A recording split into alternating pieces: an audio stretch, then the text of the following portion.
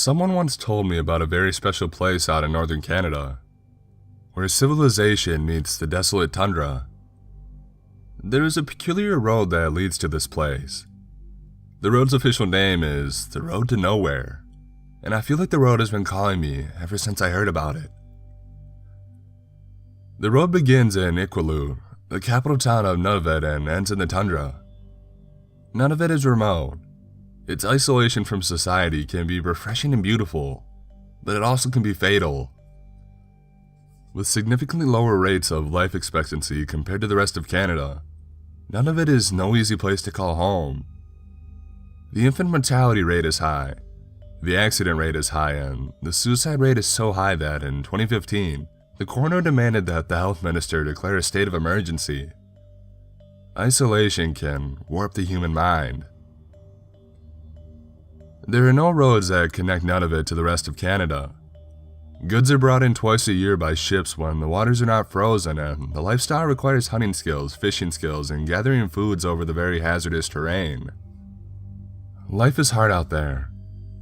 It's the Arctic tundra after all, and the tundra is the place where no trees grow. It demands respect. There are many conflicting stories as to why the Road to Nowhere was built. One of the stories tells of the time the Queen of England visited the area. It is the same road that was built because she wanted to visit the tundra. And others say it was originally planned as a road to a dumping ground but was abandoned when the government realized it was not a good idea. I have reason to believe that none of these are true, but that instead, its purpose is of much more sinister nature. Of all the stories that I've heard over the years, there are two tales in particular that fascinate me about the Road to Nowhere. The first is of an Inuit woman named Aluka. She was 6 months pregnant at the time. One September night, when the weather was still forgiving, she had told her husband she would go for a walk on the Road to Nowhere to take in some air. But nighttime came and she never made it back home. The local community and police searched for her, but as in the case with many other missing women's cases in northern Canada, it went unsolved. After a couple of days, the search and rescue mission was cancelled. A few months later, her husband received a box on his doorstep, and to his surprise, he heard sounds coming from inside the box. He brought it inside and opened it up to only find a healthy baby boy. He was mysteriously wrapped in Aluka's clothing, and it was the clothing she had been wearing the day that she disappeared, and it had bloodstains on it. It was assumed that the baby was Aluka's, and the police tried to trace it back, but nothing ever came of it. Aluka was never heard from again.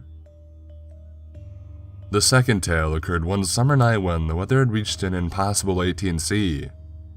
Everyone was enjoying a sweet taste of summer, and a group of young teenagers decided to head out to the tundra just after the Road to Nowhere. According to one of the teenagers, they had brought a bottle of homemade moonshine. You see, bootlegging is still an issue in northern Canada as many places have bans for the sale of alcohol. The teenagers started taking turns with the bottle of moonshine when they suddenly heard a roar nearby. They became frightened as the area has been known to have polar bears, and they decided to head back to town. What happened next was shocking. The teenagers were seen walking out from the Road to Nowhere and then, one by one, walking into the frigid waters of Frobisher Bay and calmly swimming away. People watched them in horror as others got into boats to try to go save them. All but one of them died from hypothermia on the spot. The sole survivor told everyone about the roar and the fact that she didn't remember walking into the bay. A few days after her rescue, she was found hanging in her house. It was ruled a suicide. The doctors and therapists all believed that this was a perfect example of mass hysteria, possibly caused by some bad homemade moonshine. Growing up in southeast Ontario, listening to these sorts of legends and folklore stories from the north, I'd always wanted to go and visit Nunavut and the tundra, but most of all, the Road to Nowhere. Towards the end of 2016, I finally made my dream happen. I arrived full of excitement one December morning. I was bundled up in the best winter attire I could afford, and I had enough maps to last me 5 lifetimes. I had done my research, but even with all my preparation, this was a whole other world. Of all the oddities, the one that I found most eerie was the fact that there are no trees. And that's because the area finds itself north of the tree line, but there is a richness to the land. Where else can you find caribou walking up a hill, or Arctic hares blending into the snow, or those beautiful dancing spirits in the sky that we call the Northern Lights? Those auroras are breathtaking. In fact, Iqaluit is a fascinating little town. No wonder it is also home of the Road to Nowhere. The following morning after arriving, I decided not to waste any time and I immediately headed out to the famous road. As I walked the first 2 kilometers, I took in as much of the peacefulness surrounding me as I could. The sun was visible through a light layer of clouds, almost if it had been smudged by a thumb. As I continued walking, I came upon a stone structure. I believed it was shaped to mimic a human body, although it is hard to tell. It seemed like it belonged to a group of people from long ago. I continued my walk, remembering all the stories of the paranormal that I had heard about this road when I came upon the first strange thing on my trip out there. Out in the middle of nowhere, I found some footsteps on the snow going towards nowhere. The thing is, it was the imprint of bare footsteps, as in no shoes. Why would anyone in their right mind remove their shoes out here? And why would they leave without them?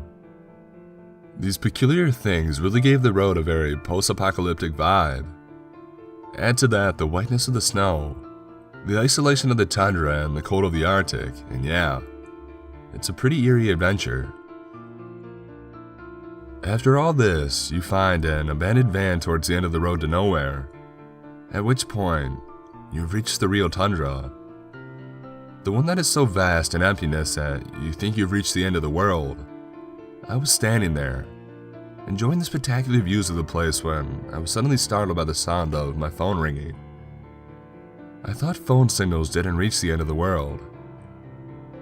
Hello? A joyful man replied. Hi. Hi, who's this? Welcome to the radio station, 102.7. The radio station for the oldies. Personalized just for you. Oh, I think you've got the wrong number. No, I don't. I'm calling to speak to you. Are you calling me to sell something? No, I just thought you would enjoy some music while traveling the road to nowhere. Now, how about some Chuck Berry? Perhaps some Motown? The Supremes? Confused, I didn't answer. Alright, it sounds like you want me to pick for you. No problem. This is my favorite part of the job. So here we go. Hope you enjoy. This one's for you. Suddenly, music started playing out from the speakers that I couldn't see. I searched around me to see where the music was coming from, but I couldn't find the origin. It really seemed like the music was playing out from nowhere. I was completely and utterly baffled as a string of doo-wops and piano bits from the 50s filled the air. A voiceover suddenly spoke from whatever speakers the music was coming out of. This is I Only Have Eyes for You by the Flamingos. I dedicated this song to you. I've been watching you walk for a couple of kilometers and boy, do I have a crush on you now. Thank you for joining me at 102.7. At first, I have to say, I found it amusing. I thought that perhaps I was on some kind of comedy show that would later air at the Just for Laughs festival. I had watched enough of those comedy specials to know that they were never safe from their funny pranks anywhere in Canada. So there I stood, enjoying the song and laughing to myself. Once the song finished, I received a second phone call, which I instinctively picked up. So, how do you like my pick? Amused at all the music around me, I asked him a couple of questions. Who are you? Where are you calling from? And how did you get my number? And how are you playing the music? With excitement in his voice, he answered each of my questions. Well, let's see. My name is Bobby Lee Robbins from Pristine by the Lake, just outside of nowhere, just beyond the mountains. I have always had your number and the music is being played straight from my heart. Okay. He laughed and giggled again. Here's another one, just for you. Music started playing again and I was back in the 50s or perhaps the 60s. It was hard to tell. A little bit confused but still enjoying the prank. I decided to start walking back to town. An intruding thought came coming back to me, however. I couldn't understand how the music continued to play all around me even though I was consistently moving south. Something seemed off. At this point, I started to remember all of the tales of the paranormal related to the road. What if the music was only playing in my mind? What if my mind was starting to warp and bend out of its normal shape? I started to panic a little. I grabbed my phone to call a friend to snap me out of these thoughts. As I was unlocking my phone, the same image kept popping up on the screen. It was an image for an ad for, you guessed it, radio station 102.7, home of the oldies, customized just for you. I tried turning my phone on and off. I tried shaking it, pressing on the buttons, everything. But the ad didn't move from the screen. At this point, I was certain this wasn't a prank anymore. Excuse me, hello. I screamed out to nowhere, to see if this Bobby Lee would respond. Just as the song was ending, I received another phone call. Hi there, beautiful Sandra. How have you been enjoying my playlist? How does he know my name? I wondered. I tried to muster up my most pleasant voice and not show any signs of fear before answering him. The songs have been lovely. Hey, I was thinking, this is very fun and very cool, but I've been planning on having some quiet time on the way back to town. Would you mind giving me some space? Really? He sounded shocked at the idea that he wasn't good company. Still wanting to sound oblivious to the paranormal interaction, I used my most pleasant voice again. Yeah, well, if you'd like, we can meet up once we get to Iloquit. And I would love to know about how you're able to play music out here. Oh, okay, yeah. I totally understand what you're saying. I can be exhausting sometimes. I do apologize. That's totally okay. No worries, my friend. Well, okay. No more phone calls it is then. Here goes another one. Just for you. Wait, no. What I meant was for the music. But he had already hung up before I finished my sentence. Ugh, I thought. Here we go again. To say I was freaked out by all of the lyrics he was picking was an understatement. But I tried to the best of my ability to portray myself as calm and relaxed. I even started to sing along to this one since I knew some of the lyrics. I pretended to jokingly run most of the song when, in reality, I found it was the perfect opportunity to get closer to town. The song ended, and this time, I had no phone call. At least the weird phone calls are done, I thought to myself. A familiar guitar melody filled the air. I knew the lyrics to this song very well as it was one of my mom's favorite songs to play Saturday mornings when she would wake up to clean the house. Was this Bobby Lee Robbins trying to send me a message at this point? Suddenly, the music turned up even louder and I could barely hear myself thinking or hyperventilating. The guitar solo was ringing in my ears at this point, and I felt like I was beginning to lose my mind. I couldn't even think properly. I grabbed my phone to see if I could talk some sense into this Bobby Lee. I clicked on the screen. Nothing except that dumb ad.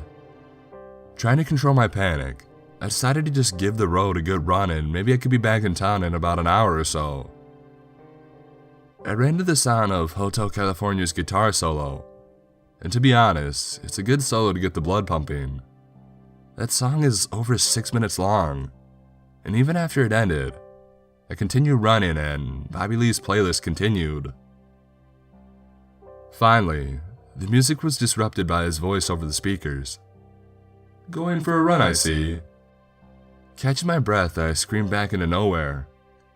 "Look, I'm sorry if I've offended you somehow. I was only trying to tell you that I would prefer to have my walk alone because I had expected this trip to be peaceful. But if you want to talk, that's fine. Let's talk." Immediately, my phone started to ring, and I picked it up. I just thought we really hit it off. I thought you would have enjoyed my songs. I thought it would be me and you, forever. He sounded like he was about to start crying. This was worse than a high school breakup, and I had no idea what to answer him with. My mind was so jumbled up trying to figure out if this was all in my mind or if this was actually happening. Okay, I'll tell you what. I'll leave you completely alone. If, and only if, you promise me this one thing. What do you want me to promise? That we will be together forever. That I won't ever leave your side. Wanting this all to be over, I didn't hesitate to answer the question. Sure. Sure what? I promise that we'll be together forever. And that you'll never leave my side. His demeanor completely changed. He laughed and giggled and hung up the phone without saying anything. And to my shocking surprise, I finally got some peace and quiet. It was dark by now, even though it was only 3-ish in the afternoon, so I walked quickly. As I continued to walk, I started to see the twinkling of lights from far away. I checked my phone and the ad was gone, and it was finally working properly. The town! Oh my god, I made it! I jumped up in happiness and disbelief. I didn't hesitate. I ran towards the town as fast as my legs could take me. It was the biggest shot of adrenaline in my life. After getting into town that night, I did try to ask around town if anyone had heard about the music playing out on the road to nowhere, but everybody looked at me like I was crazy. I also asked about the radio station, 102.7, but no one had ever heard of it. I went back home to Ontario, not knowing if it had all been an elaborate prank by a stranger, a moment of my own insanity, or something more dark. Something that had been lurking the road to nowhere for a long time. After getting home and sorting out all the photos from the trip, I found a screenshot of the ad. I realized it had really happened. I tried to forget the whole ordeal until I found myself doing strange things. It would start out with something normal, but then, a slip of the mind and it was a whole other thing. For example, I was cutting some fresh tomatoes and the next thing I knew, I was chopping them at hypersonic speed and I sliced my finger. I had to go to the ER to get it stitched. And another time, I was walking down the street when suddenly I heard a loud honk only to realize that I had been standing in the middle of the road and was about to get run over by a semi-truck. Things started to escalate after that. As much as I had tried to keep my attention in the moment, I would always find myself in a terrible predicament. It all culminated to one day in the shower. I was shampooing my head, scrubbing away at my scalp. It was feeling so good to massage my scalp and the stress away. But the feeling turned to pain. In that moment, I realized my hands were no longer scrubbing my head. They had moved down to my face. I had been inserting shampoo into my eyes with my fingers for God knows how long. With my eyes on fire from the burning chemicals, I immediately jumped out of the shower and ran to the sink to wash them out.